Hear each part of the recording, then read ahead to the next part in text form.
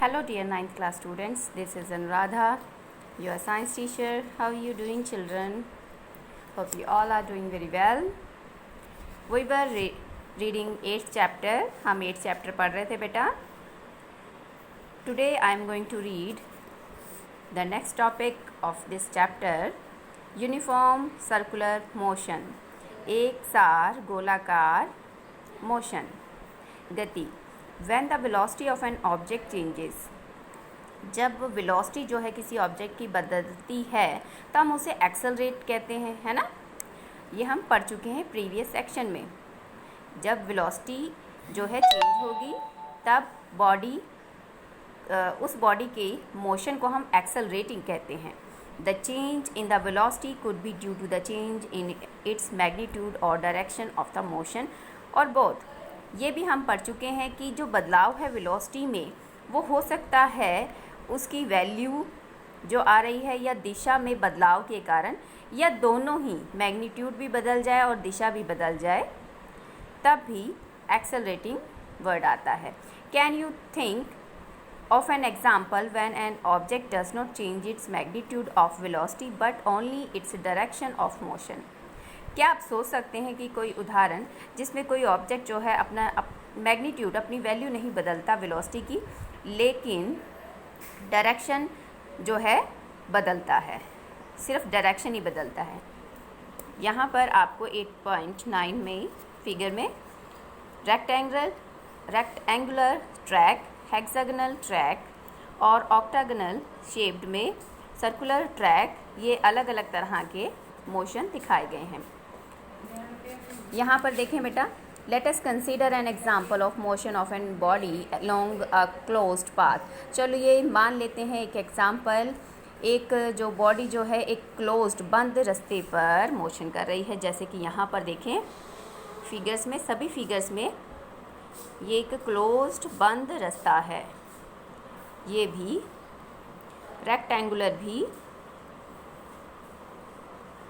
और इधर से ये देखिए हेक्सागोनल में भी ये क्लोज्ड रास्ता है. जैसे कि 8.9 फिगर में यही मैंने आपको बताया. मान लीजिए कि एक एथलीट रेक्टेंगुलर ABCD ट्रैक पर भागता है. ए से स्टार्टिंग पॉइंट हम मान लेते हैं बेटा. तो ए से स्टार्ट होता है कोई भी एथलीट और फिर वो ट्रैक को कवर करते हुए वापस ए तक पहुंचना उसने.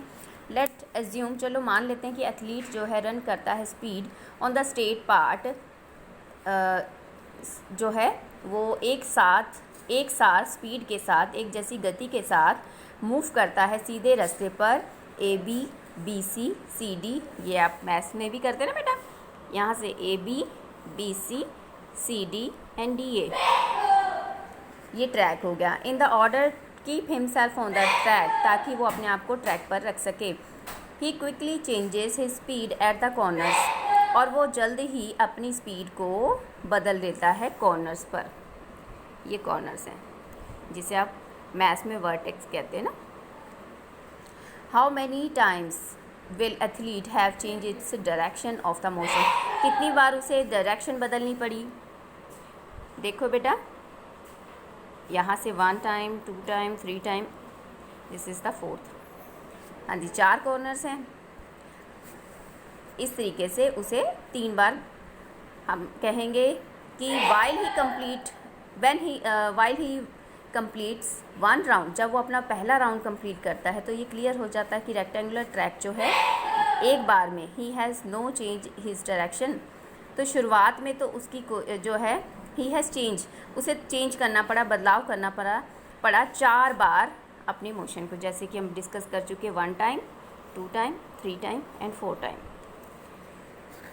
नाउ सपोज, चलिए मान लेते हैं इंस्टेड ऑफ रेक्टेंगुलर ट्रैक जो है एथलीट रनिंग कर रहा है हेक्सागोनल अब शेप में. अब जो है दौड़ने वाला एथलीट जो है वो ए से, ये देखो हेक्सागोनल शेप है, तो इसको कितनी बार यहाँ पर अब चेंज करना पड़ेगा. इस सिचुएशन में athlete will have to change its direction 6 times, 6 बार. वाइल ही कंप्लीट 1 राउंड, जब उसे एक राउंड कंप्लीट करते हुए 6 बार अपनी दिशा बदलेगा. What if track was not hexagon. क्या हो जब कि ट्रैक जो है वो हेक्सागोनल ना हो, रेक्टेंगुलर ना हो, तब क्या हो, बट ए रेगुलर ऑक्टागन, एक ऑक्टागन है, ऑक्टा वर्ड होता है 8 के लिए, ठीक है, हेक्सा 6 के लिए होता है, ये आपने मैथ्स में भी पढ़ा हुआ है।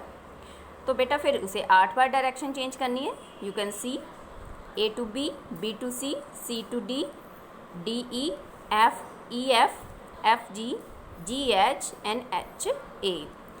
8 टाइम जो है उसे बदलना पड़ेगा, ठीक है।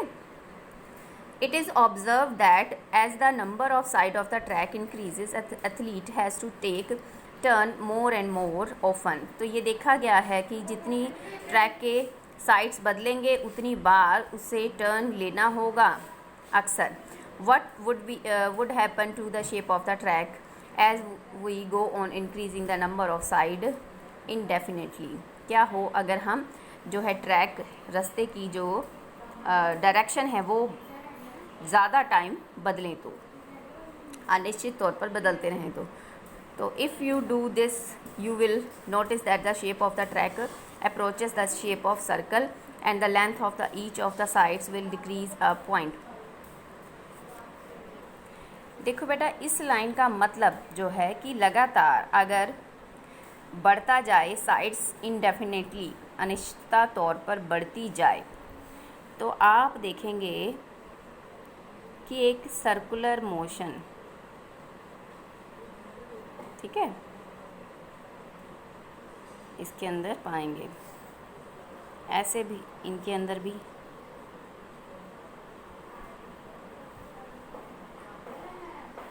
और चलिए ऐसे।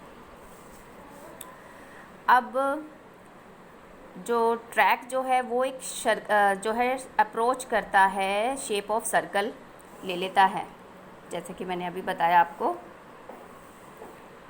और the length of each side will decrease to a point. अब हर एक साइड की देखो, अब ऐसे तो डिक्रीज़ हो जाएगी ना, क्योंकि ये देखो बीच में हम इसके सर्कल ड्रॉ करते जा रहे हैं, तो डिक्रीज़ हो रही है हर पॉइंट पर जो है साइड। और अगर एथलीट मूव करता है वेलोसिटी ऑफ कांस्टेंट मैग्नीट्यूड, और जो एथलीट है वो लगातार एक जैसी मूवमेंट स्पीड के साथ चलता है, एक जैसी वैल्यू के साथ along the circular path, circular रास्ते पर, गोलाकार घेरे में, तो only change in his velocity, तब सिर्फ बदलाव आएगा उसकी वेलोसिटी में। यहाँ पर वेलोसिटी में नहीं, डायरेक्शन में बदलाव आ रहा था। अगर आप नोटिस करें, हेक्सागोनल, रेक्टेंगुलर, ऑक्टागोनल में हमने डायरेक्शन के चेंजेस के बारे में बात की थी, लेकिन एक सर्कुलर अगर हम पाथ की बात कर लें, तब क्या हो जाएगा कि एथलीट जो है वो रन करेगा लेकिन डिफरेंट वेलोसिटी के साथ, इसमें डायरेक्शन नहीं बदली।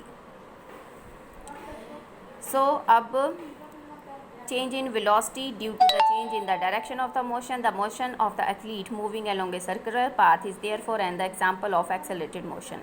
इसीलिए एथलीट का ये गोलाकार मोशन में घूमना एक एग्जाम्पल है एक्सेलरेटेड मोशन का, क्योंकि इसमें लगातार वेलोसिटी बदल रही है, वेलोसिटी चेंज हो रही है।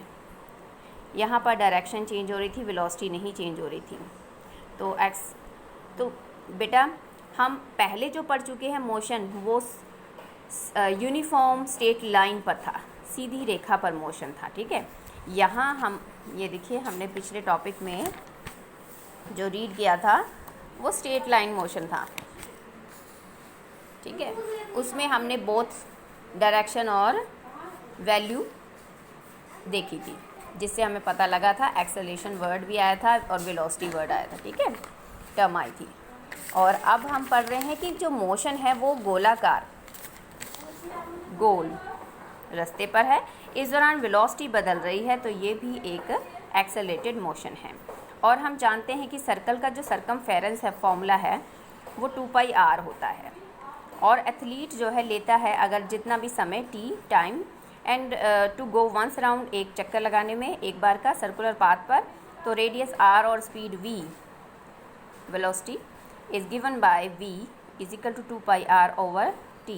When an object move in a circular path, जब एक ऑब्जेक्ट घूमता है सर्कुलर रास्ते पर एक यूनिफॉर्म स्पीड के साथ, इस मोशन को हम कहते हैं यूनिफॉर्म सर्कुलर मोशन। यही हमारा टॉपिक था, यूनिफॉर्म सर्कुलर मोशन। अब बेटा आप इस टॉपिक को रिलेट कर सकते हैं किसके साथ?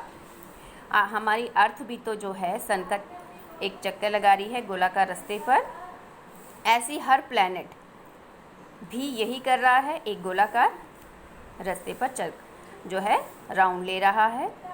तो उस दौरान भी एक्सेलरेटेड वर्ड हम यूज़ कर सकते हैं, ये यूज़ ही करना है और ये फॉर्मूला है उसका, ठीक है। प्लैनेट और सैटेलाइट्स भी। यहाँ पर एक्टिविटी 8.11 में बताया गया है किस तरह से ये सर्कुलर पाथ पर एक जो है आदमी स्टोन को बांधकर धागे से खुद उसको रोटेट कर रहा है, खुद वो सेंट्रीपिटल यानी सेंटर पॉइंट बना है, और उस रास्ते पर वो जब उसे घुमाता है तो फिर वो एक गोलाकार मोशन बनाता है, ठीक है। तो ये कांस्टेंट वेलोसिटी बता रहा है स्टोन की, ये आप खुद पढ़ेंगे। ये topic 8.11। If you carefully note, अगर आप ध्यान से देखें तो रिलीज किया गया। अब यहाँ पर इस एक्टिविटी में ये बताया गया है कि जब इसे वो सर्कुलर मोशन में ले आता है तो फिर वो उसे रिलीज़ भी कर देता है, छोड़ देता है, तब क्या होता है। तो देखो बेटा, रिलीजिंग पॉइंट पर स्टोन जब मूव करता है स्ट्रेट लाइन पर तो टेंजेंशियल जो है सर्कुलर पाथ पर, this is because once of stone is released. Tangential होता है बेटा सर्कल को छूने वाला हिस्सा, ठीक है। इस ये सर्कुलर रास्ता जो था इसको अब रिलीज़ करते वक्त पत्थर इसके टेंजेंशियल जो है टेंजेंट को छुआ है इसने, और इट कॉन्टीन्यूअस फिर ये लगातार एक डायरेक्शन में मूव करता है इंस्टेंट उसी वक्त। This shows that the direction of motion change at the every point, और ये दिखाता है कि जो डायरेक्शन है मोशन की वो हर पॉइंट पर बदलती है when the stone is moving along with the circular path, जब सर्कुलर रास्ते पर छोड़ दिया जाता है। व्हेन एन एथलीट थ्रो, जब एक एथलीट थ्रो करता है हैमर, डिस्कस यानी कि डिस्क जो है स्पोर्ट्स में, तब देखो बेटा वो होल्ड करता है, पकड़ता है हैमर और डिस्क को अपने हाथ में और उसको सर्कुलर मोशन में घुमाते हुए अपनी बॉडी से फिर वो रिलीज़ भी करता है, उसको छोड़ देता है एक डिज़ायर डायरेक्शन में, एक निश्चित इच्छित दिशा में, और हैमर और डिस्क जो है मूव करती है एक डायरेक्शन में जिसमें ये मूव करती है at the time of released, तब जब इसको गोलाकार घुमाते हुए वो इसको मोशन में ले आता है, फिर वो अपनी जो डिज़ायर डायरेक्शन है उस दिशा में उसे रिलीज़ छोड़ देता है। और just like the piece of stone, इस एक्टिविटी में पीस ऑफ स्टोन ने किया था। There are many familiar examples of object moving under uniform circular motion. तो बहुत सारी एग्जाम्पल्स हैं सर्कुलर मोशन की, यूनिफॉर्म सर्कुलर मोशन की, जैसे कि motion of moon, earth, satellite, जैसे कि मैं अभी यहाँ डिस्कस कर चुकी हूँ बेटा। तो ये एग्जाम्पल ही थी जिसे आप अच्छे से खुद पढ़ेंगे, मैंने इसका रिज़ल्ट एक्सप्लेन किया है। A cyclist on a circular track, अब ये देखो बेटा साइक्लिस्ट जो है सर्कुलर रास्ते पर भी कांस्टेंट स्पीड रखता है, ऐसे ही और भी बहुत सारी एग्जांपल्स हैं जो कि यूनिफॉर्म सर्कुलर मोशन को दर्शाती हैं। और इसके लिए कौन सा हमने फॉर्मूला अप्लाई करना है इसको मेजर करने के लिए, जो है v = 2πr/t। ओके डियर, आज के लिए इतना ही, हमारा ये चैप्टर भी ख़त्म हो गया है। और if you have any doubt then let me know. Okay, thank you.